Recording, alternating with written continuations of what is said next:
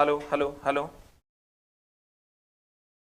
Sir, आज हम class नहीं ले पाए थे, एक दो क्लास डिस्टर्ब हो गया था, थोड़ा ऑफलाइन खुला था तो ओवरलोडेड हो गया, मेरे ऊपर चला। डायरेक्टर भी हम ही हैं, ऑनलाइन भी हमरे चलाना है, ऑफलाइन भी हमरे चलाना है, पब्लिकेशन भी हमरे चलाना है, तो कभी कभी चला हेक्टिक हो जाता है, लेकिन हम कोशिश नहीं करते हैं, फिर भी मामला गड़बड़ा जाता है। निम्नलिखित में से कौन सा कथन सत्य है? सर बताइए, 127 नंबर का आंसर जल्दी से बता दीजिए सर, क्या हो जाएगा? कहता है एक प्रकार के ध्रुव एक दूसरे को आकर्षित करते हैं। ये तो एकदम गलत है सर। ट्रांसफार्मर में गुंजन प्रकार की ध्वनि इसकी वाइंडिंग से विकसित होती है, ये भी गलत है सर। इस ऐसी कोई ध्वनि नहीं होती है। सत्य चुनना है। मैग्नेटिक फ्लक्स की इकाई वेबर होती है, ये एकदम सही है।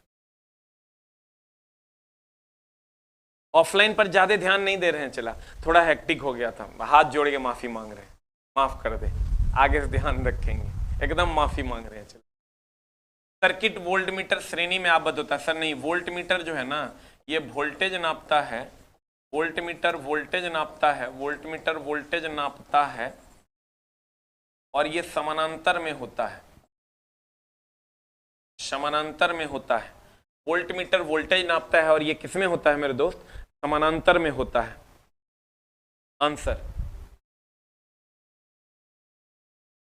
अगला कहता है जब एक चालक में धारा बढ़ती है तो लेंज का नियम बताता है कि स्वप्रेरित वोल्टेज का मान क्या हो जाएगा। जल्दी से बता दो क्या हो जाएगा सर। देखिए इस सर, आपको हम बार बार कहते हैं जब ये लेंज का नियम की बात करें, विरोध की बात करना है। जब ये लेंज की नियम की बात करें, विरोध का बात करना है, प्रतिरोध का बात करना है। अब जल्दी से बता दीजिए सर, आंसर हो जाएगा। जब एक तुम सोचो चला कि ऑनलाइन भी चल रहा है, ऑफलाइन भी चल रहा है, पब्लिकेशन, मतलब इतना ना तुम लोग प्यार दे दिया कि हम संभाल नहीं पा रहे हैं, कहीं इधर उधर प्यार गिर जा रहा है, तुम्हारा ऑफ हो जाता है कभी कभार क्लास। मतलब हम खुद बहुत ज्यादा शर्मिंदा हैं, इसीलिए रात में भी देखो थके हारे हैं, फिर भी सोचे कि नहीं आज हम पढ़ा के ही जाएंगे। कहते हैं जब एक चालक में धारा बढ़ती है तो लेंज का नियम बताता है कि स्वप्रेरित वोल्टेज जो है वो बढ़ने वाली धारा के विपरीत धारा उत्पन्न करेगा। एकदम एक लाइन के बाद थक खत्म हो गया, लिख के दीजिए।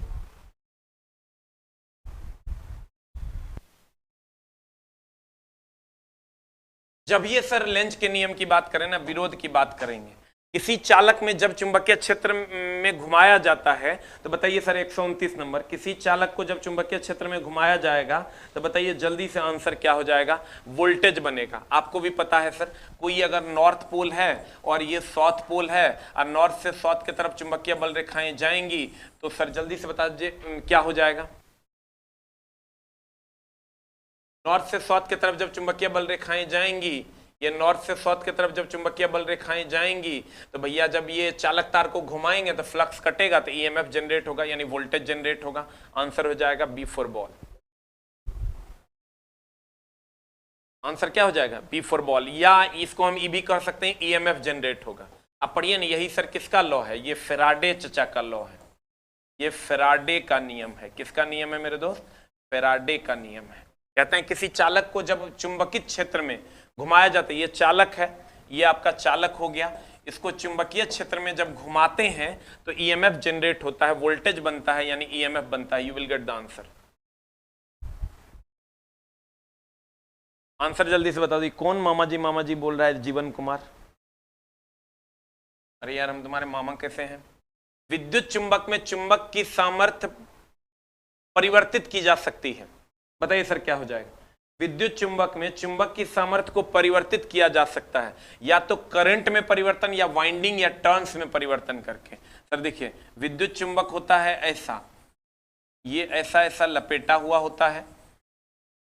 जब आप इससे करंट प्रवाहित करते हैं तो इससे सर विद्युतीय क्षेत्र भी उत्पन्न होता है, और सर इसमें चुंबकीय क्षेत्र भी उत्पन्न होता है, चुंबकीय क्षेत्र भी उत्पन्न होता है। तो कहते हैं या तो करंट की संख्या को बढ़ा दीजिए या फेरों की संख्या को बढ़ा दीजिए, दोनों में से कुछ भी बढ़ा दीजिएगा सर, तो आपका विद्युत चुंबक का सामर्थ्य बढ़ जाएगा।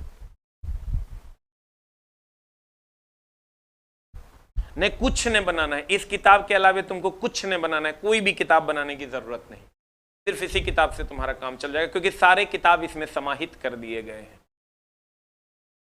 अगला, एक चुंबक के भीतर चुंबकीय क्षेत्र की दिशा, हम बोले थे सर ये नॉर्थ पोल है और ये साउथ पोल है, तो चुंबक बाहर होगा नॉर्थ से साउथ की तरफ, और चुंबक के अंदर होगा सर साउथ से नॉर्थ की तरफ। चुंबक के बाहर उत्तर से दक्षिण और चुंबक के अंदर दक्षिण से उत्तर।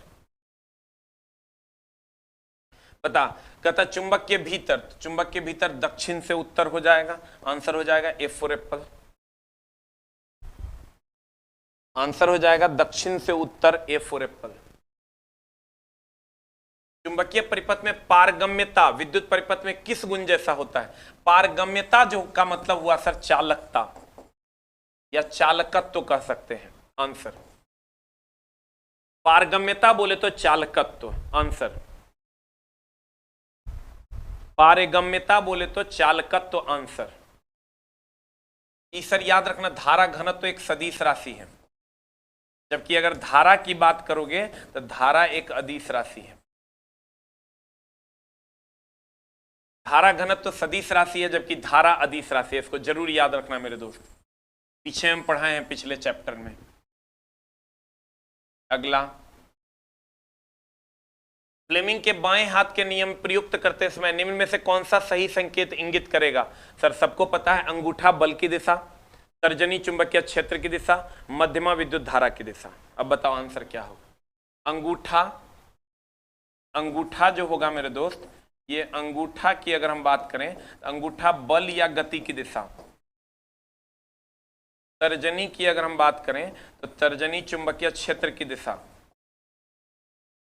बताए थे हम तुमको। और मध्यमा की अगर हम बात करें तो मध्यमा जो है सर धारा या ईएमएफ की दिशा, धारा या ईएमएफ की दिशा।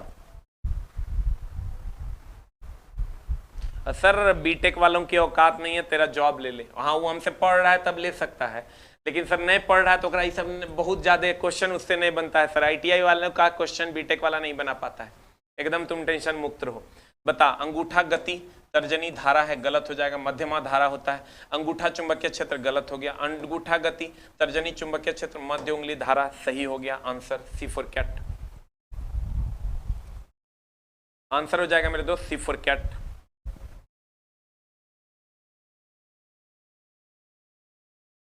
क्वेश्चन नंबर 144, यदि दो चुंबकीय ध्रुवों के बीच की दूरी d हो तो सर हम बोले थे अगर ये m1 प्रबलता का है और ये m2 प्रबलता का है, बीच की दूरी r है, तो f समानुपाती हो जाएगा m1 m2 आप बट्टा r स्क्वायर। आपको बताए थे हम, यहाँ r के बदले d कर दिया है, यहाँ d कर दिया है मेरे दोस्त, d कर दिया है तो यहाँ क्या हो जाएगा d स्क्वायर हो जाएगा।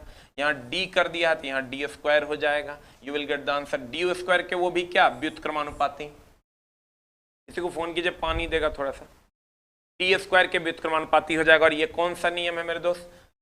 COULOM, coulomb law.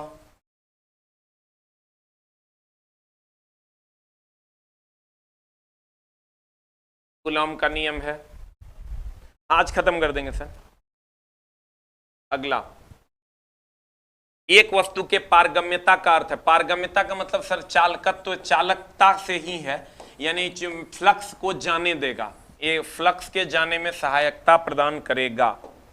सर ये हो जाएगा फ्लक्स के जाने में सहायता प्रदान करेगा, फ्लक्स के जाने में सहायता प्रदान करेगा, जाने में सहायता प्रदान करेगा, सहायता प्रदान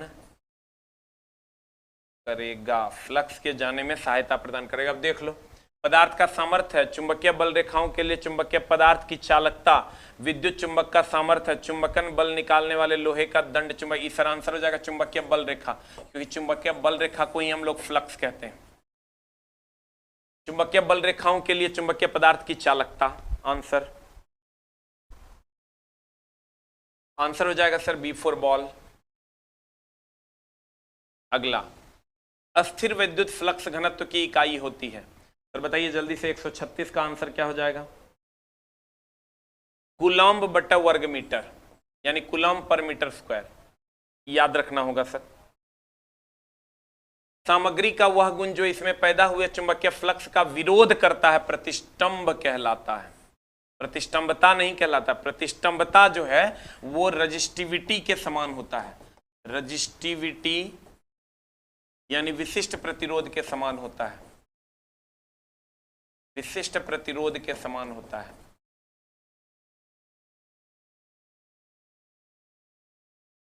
लेंज नियम निम्नलिखित में से किसका संरक्षण है? ऊर्जा संरक्षण सर। लेंज नियम की अगर हम बात करें तो ऊर्जा संरक्षण हम पहले भी बता चुके हैं। और क्रिचॉफ्स का नियम आवेश संरक्षण, क्रिचॉफ्स का नियम आवेश संरक्षण या धारा संरक्षण, प्रेरित धारा भी हो जाएगा या धारा संरक्षण।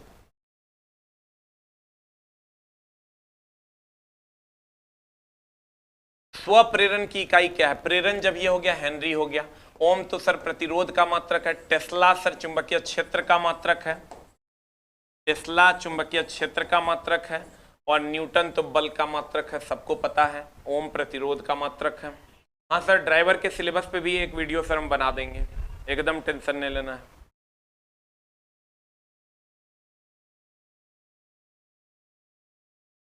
एक चुंबकीय के उदासीन बिंदु पर क्या होगा? सर कहता है एक चुंबक के उदासीन बिंदु पर क्या होगा? सर ये चुंबक का उदासीन बिंदु होता है, ये नॉर्थ पोल है, ये साउथ पोल है, और ये जो मध्य है सर इसी को चुंबक का उदासीन बिंदु कहते हैं। इस पर तीव्रता शून्य होता है। चुंबक का उदासीन बिंदु, इस पर सर चुंबकीय क्षेत्र की तीव्रता शून्य होती है। चुंबकीय क्षेत्र की तीव्रता क्या होती है? शून्य होती है।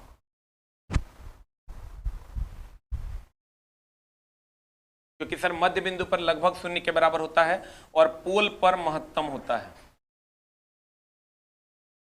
पोल पर महत्तम होता है, पोल पर मेरे दोस्त महत्तम होता है। अगला 141 का आंसर बता दीजिए सर। कहता चुंबकीय उत्तरी ध्रुव पर नति या कोण का मान कितना होगा? सर देखिए, अगर हम ध्रुव पर बात करेंगे, ध्रुव पर बात करेंगे तो नति या नमन कोण का मान 90 डिग्री होता है, जबकि विषुवत रेखा पर 0 होता है।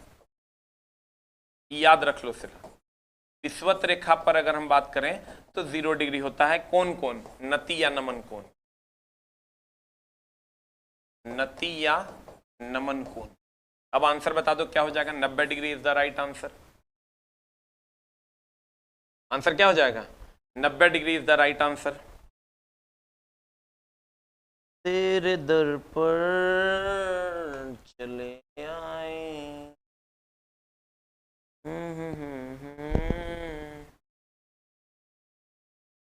धारावाही चालक के कारण किसी बिंदु पर चुंबकीय क्षेत्र प्रत्यक्षतः समानुपाती होता है। जल्दी से बता दीजिए सर क्या हो जाएगा आंसर? चुंबकीय क्षेत्र जो होता है सर वो प्रवाहित धारा के समानुपाती होता है।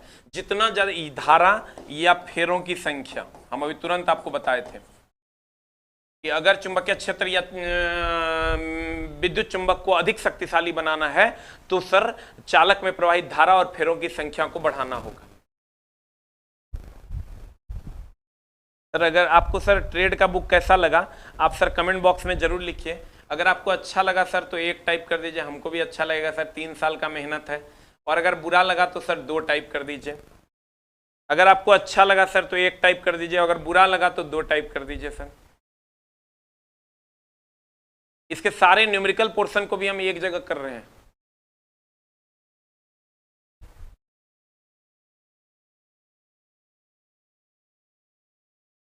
इसके सभी न्यूमेरिकल पोर्शन को भी हम सर एक जगह करने वाले हैं, काम चल रहा है। आपको सर पीडीएफ दे देंगे और बुक में जोड़ देंगे। बस 7-8 पेज का सर होगा सारा न्यूमेरिकल एक जगह, ताकि प्रैक्टिस के लिए आसानी हो। कहते हैं विद्युत चुंबक बनाने के लिए सामान्यतः किस धातु का प्रयोग किया जाता है? बार बार बोले हैं सर नरम लोहे का प्रयोग किया जाता है। विद्युत चुंबक बोले तो अस्थायी चुंबक, अस्थायी चुंबक बनाने के लिए हम लोग किसका उपयोग करते हैं? नरम लोहे का प्रयोग करते हैं, यानी लोहा हो जाएगा। 143 नरम लोहा यानी लोहा। हाँ sir, thank you very much sir, ये आपको अच्छा लगा। मेरा सर ये 3 साल का मेहनत है। जो रुक्मिणी प्रकाशन में मेरे पहले आती थी उसको मैंने बंद कर दिया, ये नई बुक मैंने लाई है, इसमें भी सर पिछले 6 महीने से लगे हुए। Thank you sir. Roshan ji धन्यवाद, मलेश जी, बिट्टू जी बहुत बहुत धन्यवाद, नाबोध जी, जीवन जी वे बहुत बहुत धन्यवाद, संतोष जी बहुत बहुत धन्यवाद, हाँ, आपका कमेंट दिनेश जी आ रहा है हमारे पास। अगला 144 नंबर क्वेश्चन, निम्नलिखित में से कौन सी धातु चुंबक द्वारा आकर्षित नहीं होती है? सर एल्युमिनियम, क्योंकि ये अनुचुंबक है। चुंबक द्वारा आकर्षित नहीं होती है दिया है सर, नहीं होती है दिया है, बता क्या होगा? 144 का आंसर जल्दी से बता दो। एल्युमिनियम हो जाएगा सर, क्योंकि ये अनुचुंबक है। इसको सर देना चाहिए था ना, अनुचुंबक है।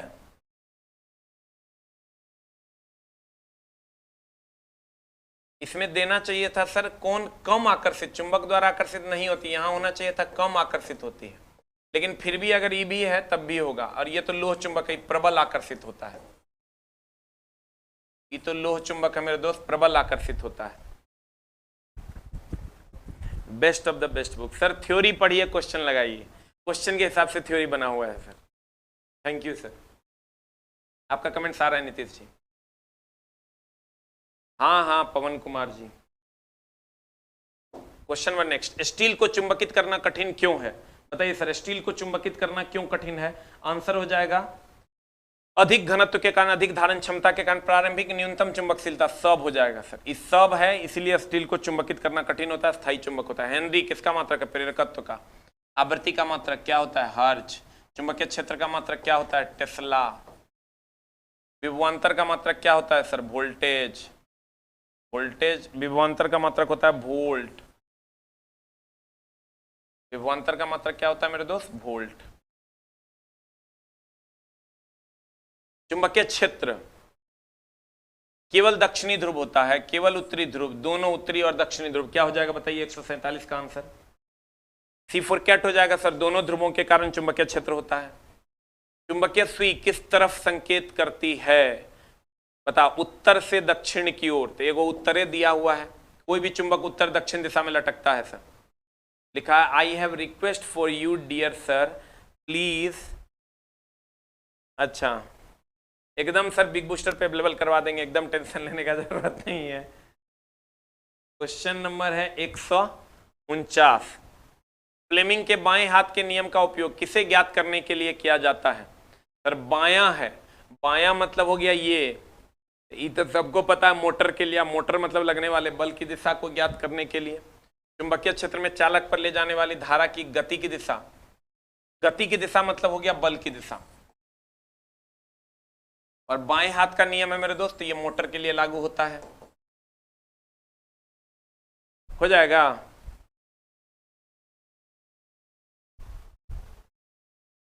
कोई बात नहीं सर, एनटीपीसी में ज्यादा नंबर नहीं आ रहा है, कोई दिक्कत नहीं है सर, आप तैयारी जारी रखिए। 3 से 4 महीने के अंदर सर ड्राइवर की वैकेंसी आ रही है। 4 हार्डली 5 महीना, अगर सब कुछ सही रहा। मोदी जी पगला गए तो 1 साल लगा सकते हैं। तो ये आपका क्वेश्चन कंप्लीट हो गया सर। अगला क्लास जो हम आपका लेने वाले हैं मेरे दोस्त, मेरे मित्र, मेरे भाई, अगला क्लास जो हम आपका लेने वाले हैं वो